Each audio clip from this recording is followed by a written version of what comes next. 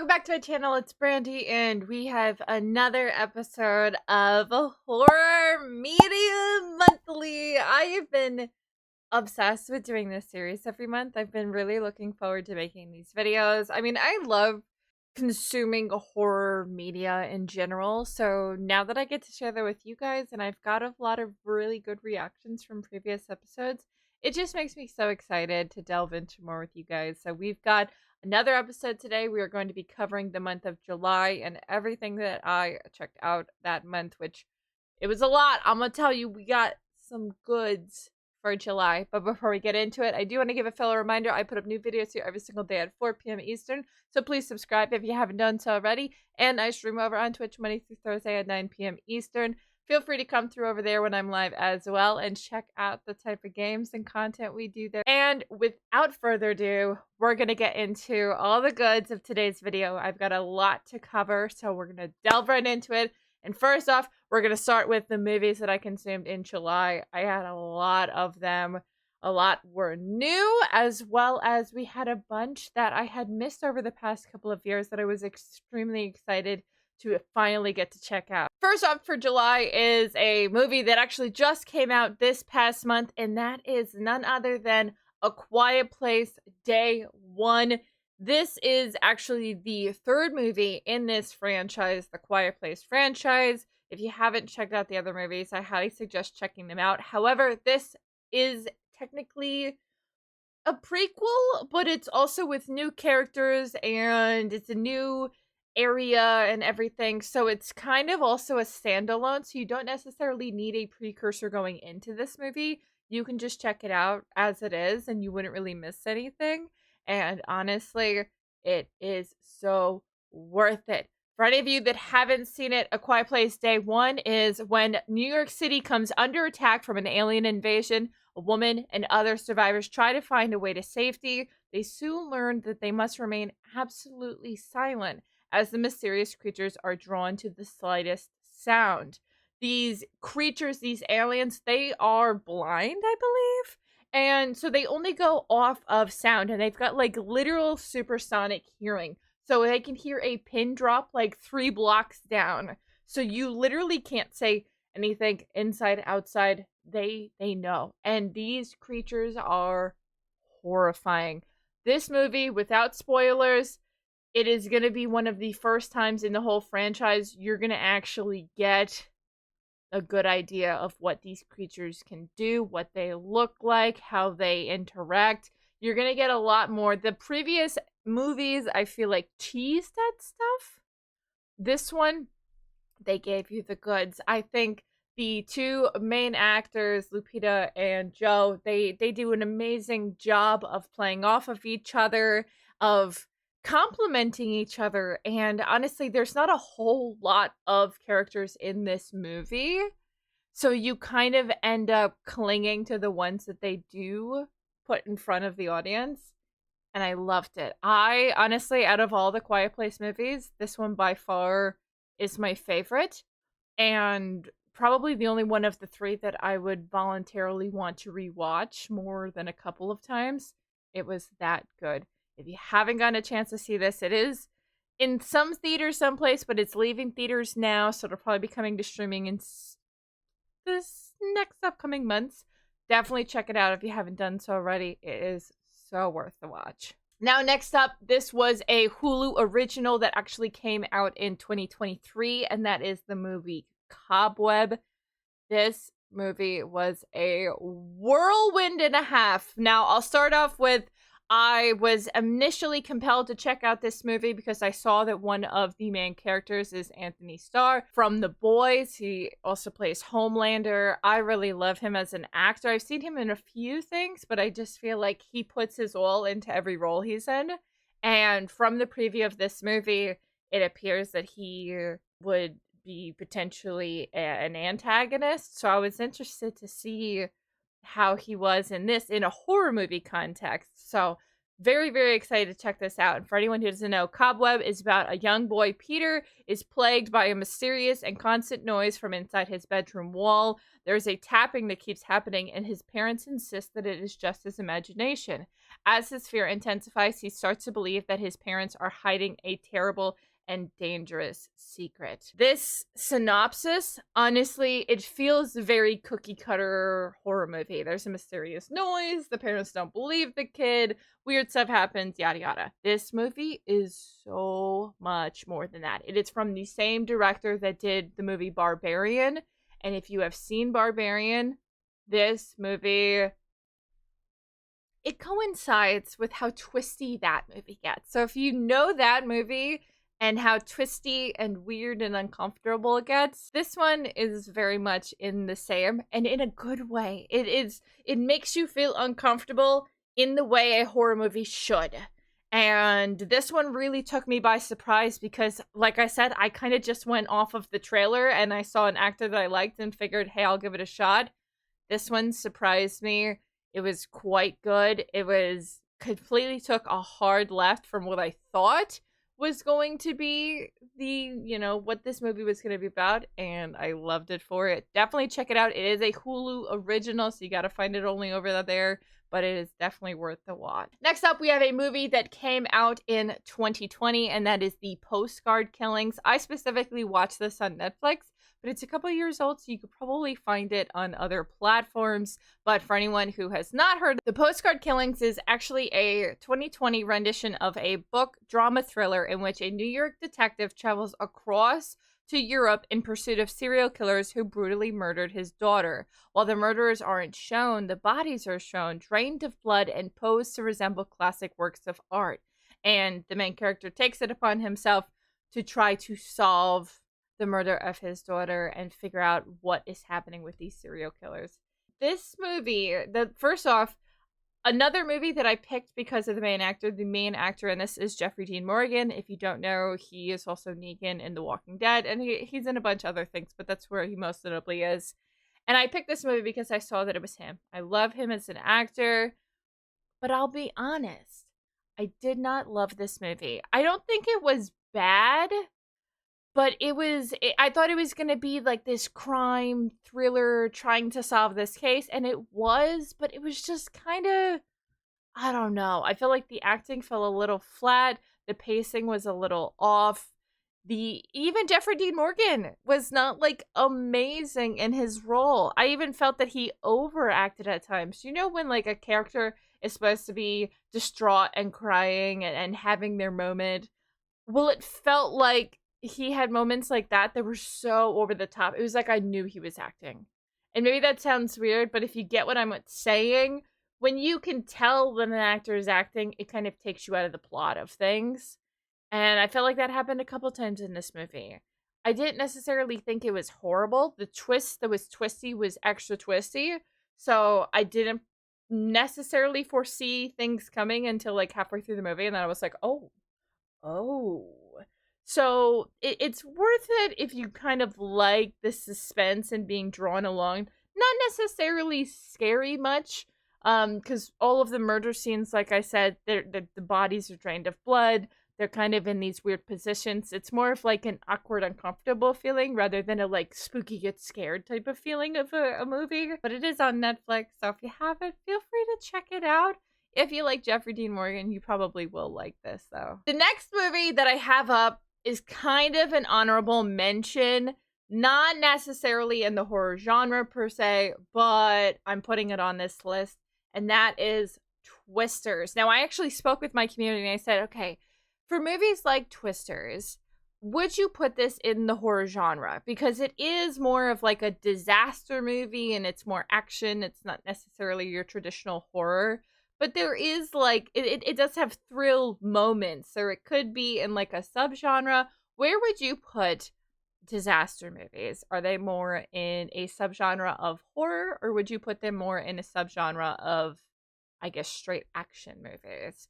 But either way, we're going to talk about Twisters because I saw it this past month and it was actually pretty stinking good. For those who haven't seen it, Twisters is haunted by a devastating encounter with a tornado. Kate Cooper gets lured back to the open plains by her friend Javi to test a groundbreaking new tracking system. She soon crosses paths with Tyler Owens, a charming but reckless social media superstar who thrives on posting his storm-chasing adventures.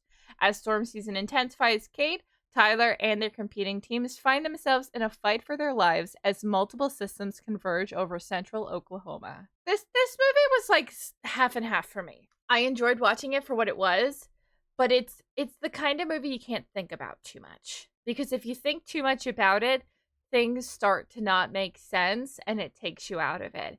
And by that, I mean, there's literally like a level 5 tornado every single day. Like, Kate is back in town for a week. Okay? We get that right from the beginning. She's back in town for a week. And there is a level 5 tornado every single day, and nobody in this town is prepared for a single tornado, even though these supposedly hit this area all the time. So it's just kind of, I feel like the thrill of the first movie of, oh my goodness, somebody could die at any moment. You don't know how bad the storms are going to get. Like, the suspense kind of goes away as the movie progresses because it feels too common what's going on, you know? So in terms of comparing it to the original, I feel like it wasn't nearly as good, but when is the second ever really as good as the first? But I did enjoy it. Don't get me wrong. Tyler Owens is some delightful eye candy, and I like the story. Like I said, if you don't think about it too much, it's a great movie. But this is still in theaters right now. It's probably going to be in theaters for a bit because it's doing pretty well in the box office, so I don't see it leaving necessarily because they're going to milk it for what it's worth. But if you have a chance to go see Twisters, I do recommend it. It was a fun watch. And next up, I did another trip to the movie theaters. We got to the movie theaters quite a lot in July. There was a lot of releases, I'm not going to lie. And the next one that we saw was a weird one. It was. And that was Longlegs. And if you've seen Longlegs, you know what I'm talking about. But for those who didn't, Longlegs is about FBI agent Lee Harker, and she is assigned to an unsolved serial killer case that takes an unexpected turn, revealing evidence of the occult. Harker discovers a personal connection to the killer and must stop him before he strikes again. So when I first went into this movie, I didn't really have much about it. I hadn't actually even seen a trailer. I had just been hearing buzz around the internet regarding it, which was more so what was pushing me to go see it. A lot of the other channels that I watch that talk about horror were already raving this movie. And Nicolas Cage is one of the main characters, even though he has so much makeup and prosthetics on, you can't totally tell it's him. But people were talking about it, and this seemed like it was going to be great. Honestly, I don't know for me. I feel like so many people are putting this as like their top movie of the year. Definitely not that. Not by a long shot. I don't think the movie was bad, but it was weird. It was weird. It follows the formula of your typical, we're following a serial killer and trying to figure out his mind and how he is doing what he is doing. It gives a slight Silence of the Lambs feel, but I don't know. I feel like they were trying too hard to slightly do an ode to older movies, which made it kind of fall a little flat at times because the older movies, they're like cheesy and weird, but we're self-aware of that because of the time period they came out in. So for a movie to come out in 2024 and kind of have that, I don't know. I thought it was odd. I think it's definitely an interesting watch. It is currently in theaters. It only came out towards the end of July, so it'll probably be in theaters for a little bit still. So check it out if you're able to do so. But if not, this one definitely can be a one you wait for streaming. And last but not least, I finally got to see Pearl. I have been wanting to see Pearl since it came out. Came out in 2022, and Pearl is the sequel to the movie X, and the movie Maxine actually just came out this past month, which is the movie that comes after Pearl. And I wanted to make sure to see this before seeing Maxine. And Pearl was actually streaming over on Amazon, and I was like, okay, now's my chance. I gotta watch this. I don't know why it's been so hard to get a hold of this movie in the past 2 years. It just really hasn't been on streaming stuff unless it's like to buy. And I pay for so many streaming things as it is. I ain't getting extra. So when I finally saw this on there, I was excited to check it out, and I'm glad that I did. For those of you that are not familiar with Pearl, it is about a girl who is trapped in an isolated farm. Pearl must tend to her ailing father under the watch of her mother. Lusting for the glamorous life she's seen in movies, Pearl's temptations and repressions collide, and crazy shit happens. Oh my gosh, it gets so crazy. I gotta say, this movie was very interesting. It has a very weird and unique feel to it. Um, and if you're not familiar with Mia Goth, I feel like she's got a very specific style to her acting. And if that is not your cup of tea, this might not be your cup of tea. But if you did enjoy the movie X, I feel like you would like this. I don't think it was groundbreaking by any means. I know a lot of people are always quoting this movie. There are so many TikTok audios that have stemmed from this movie and from iconic scenes. And I think it definitely has scenes that will forever stay embedded in your brain. But there's also ones that will be in your brain for not so good reasons that you will never be able to get out of there. So if you like movies that are a little weird and a little uncomfortable, this could be for you. It starts off a little slow, but when shit hits the fan, oh, it things explode. It goes wild. So it's a slow burn, but it's worth the payoff in the end. So now moving on next from movies, I'm going to delve into the games that I checked out this month. I actually checked these out over on stream. If you guys don't know, I stream over on Twitch. You can check out my gameplay videos. I put a lot of them on my second channel. All my VODs are there. Or you can obviously wait until I put the edited ones here, but that's a little bit delayed. But I did check out some horror stuff over on my channel this month. The first of which being Bramble, the Mountain King. This game came out in 2023, so it just came out last year, which is actually when I got it, and I low-key forgot that I got it. And then I was like, oh my gosh, what are we going to play this week? And that's how this happened. But for anyone who's not familiar with Bramble, it's about a child named Ole, and he discovers that his sister's missing, and he takes off to find her. This game is an adventure game that is based on Scandinavian folklore, which is played from the third-person perspective, and it has elements of horror, while Ole transverses across different fairy tale-esque environments. This game was horrifyingly beautiful. It gave me similar feels to kind of how Little Nightmares is, where it's cute and creepy. This game, so many of the scenes and the scenery was so beautiful. There is an element of storytelling literally and figuratively within the game itself. And you really feel for the main character and his connection to his sister and trying to save her from all of these crazy creatures within the forest. It truly is worth the play if you have not played it. I personally played it on PS5. It is available for $29.99 over there, but it's also on Steam and Xbox. And I think it's on pretty much every platform you could think of. It is worth the price tag. This game is beautiful. It wasn't a super long game. I think it took me probably like 7-8 hours, something like that, because I kind of took my time on some spots and I wanted all the lore, so I was exploring a lot. I was reading everything. There's a lot to this game with it not necessarily being a huge game. And like I said, it was beautiful. It was so beautiful. You take a moment when you're playing this to just kind of look around at everything.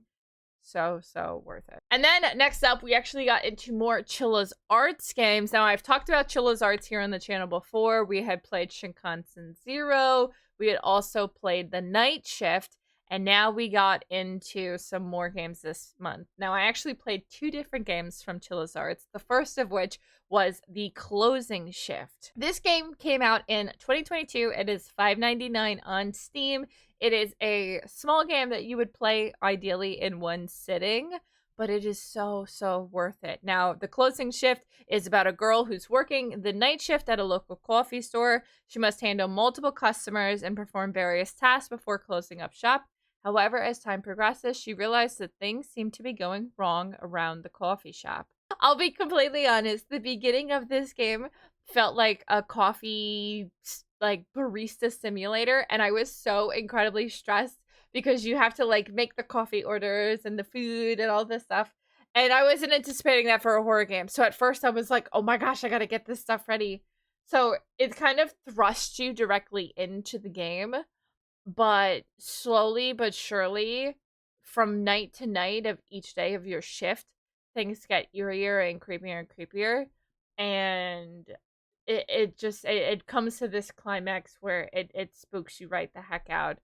Chilla's art does a really great job of telling stories that you're invested in. The art style and everything, it's not like a, oh my god, it's gonna wow you type of game. Like, it's wonky, things look weird, people walk through walls sometimes. Like, it's not amazing in that regards, but the stories are creepy and eerie just enough to get the viewer hooked, as well as to get, especially on stream, everybody who has watched me play through these games, they are dying to know what happens next. So these are so worth the price tag. They're small games. They're, you know, cheap prices. Totally worth it. Not only this one, but any other Chillazards. Highly recommend checking them out. And the second Chillazard game I checked out this month is actually the game Ghost Train. Now, this one is also available on Steam. This one came out in 2020, and it was only $2.99, so a cheap game. But again, this one only took me maybe like an hour to an hour and a half. Very, very short game. Again, another one that you would do in like one sitting, ideally, but worth the play. Now, for Ghost Train, each evening, Kensuke Tanaka commutes home by subway train, and as part of its regular routine, he typically stops by a vending machine, purchases a beverage, visits the restroom, and then takes a break to smoke. However, recently, with each passing night, his usually journeying home has become increasingly eerie. Now, it's pretty self-explanatory. You're taking a train home from work every night, and things just begin to be weirder each night. Your routine that you normally do starts to shift ever so slightly. And if you're someone that is very observant of things around you, you will notice the slight changes at first, and then shit hits the fan, and it goes from 0 to 100 very fast. This game took me by surprise because at first I wasn't very scared. Like, things were, you know, I anticipated that it was going to be a spooky train. But it amped up very quickly, and by the end of it, I was literally screaming and sprinting for my life. So if that's anything to go off of, this game is worth it. Like I said, it's got a low price tag. All of the Chillaz Arts games are available on Steam. I'm going to be checking out more of them. Definitely, if that sounds like your cup of tea and you like indie horror, these are worth it. And now we are on to the physical media part of the video. Now, I didn't do as much thrifting as I would have wanted for movies this month, but it was my birthday in July, so I did get some presents, and some community members got me some movies. So the wonderful Pilsy did pick up some movies I was looking for. So first we got Trick or Treat, one of my absolute favorite horror movies. So I was very happy to get this on Blu-ray. And then I also got Cabin in the Woods, another one of my favorite horror movies. I feel like this one's super underrated, and it's got literally one of the best twists in horror movies that I've ever seen. So worth the watch if you have not checked Cabin in the Woods. And then last, I also got Rings. Now, I'm gonna be honest, this movie is not great. However, The Ring is one of my favorite horror movies of all time, and I wanted to have all of the Ring movies, so this completes my collection. So now I've got all the Ring movies. So it was necessary. And then the only thing that I did thrift, which actually was a good find, is this Final Destination 5 film collection. So all 5 Final Destination films. That's a bargain. For 99 cents, 5 movie film collection. Come on. Can't beat that. The Final Destination movies have seriously, I feel like they've scarred my entire generation. But these movies are so good, so I was glad to be able to get this collection. And then I actually got some more books this month. So my mom, she actually thrifted me this book, which is Spooky New York. So a bunch of different tales and strange happenings that happen in New York. For anyone who does know, I live in New York, clearly. So I thought this was kind of cool, and I might actually like learn about some things that I never had heard about. I mean, we do have like a lot of iconic spooky places in New York, so I suspect to hear about some of that, but anything new would be really cool. And then next up, I found this book called The Island, which it is about a private amusement park for the very rich and for media influencers. So I was like, this sounds kind of up my alley. So these social media influencers with millions of followers have been invited for an exclusive weekend before the park opens. They can create moments, take videos, etc.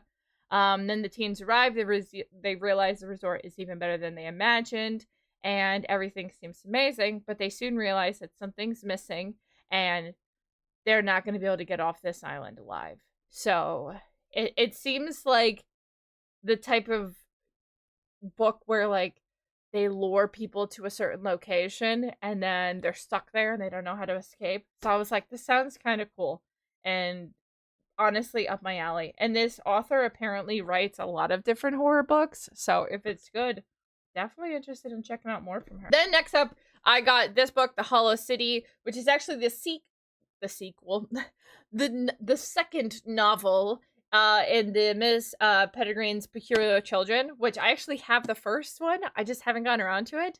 And I saw this, and the first one already seems cool, and I'm like, might as well get the second one. And it's a hardcover, because I don't know if I'm going to ever see this again. So I just quickly snagged that one. Like I said, I haven't read the first book yet, but I know it's about, you know, these weird kids in this, like, orphanage. So that have, like, all of these weird, like, abilities and stuff. So follows in tune with that. Definitely excited to check this one out when I get to it.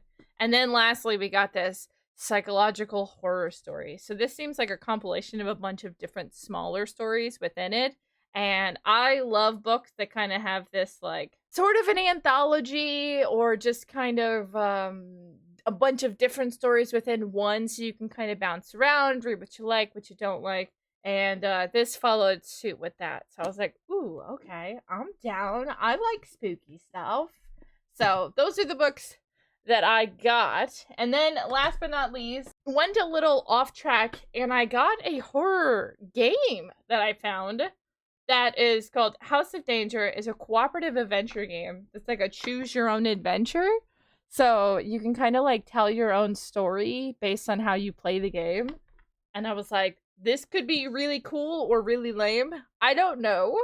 But for like $3, it's worth the shot. You know, that is why I love thrifting and going to Goodwill and stuff. Because you can find so many hidden gems for like a couple of dollars.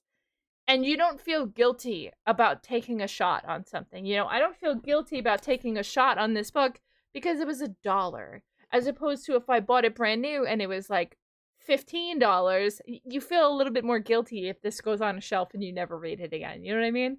So that's the one thing I love about thrifting. But that is gonna be my wrap up for July. This was quite a hefty video this month. So I do hope that you guys enjoyed all of the things that I checked out. Hopefully you check out some of the things I did as well. If you saw any of the new movies this month, what were your favorite horror movies from July? Because we actually had a lot. I didn't even cover everything from July yet because I'm going to be seeing some of it in August.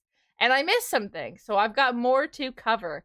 But what is your favorite thing that I covered this month? And maybe what is your favorite movie that came out in July? Because there was a lot. And it was a good month for spooky stuff. And now that we are getting into August, we're getting closer to spooky season.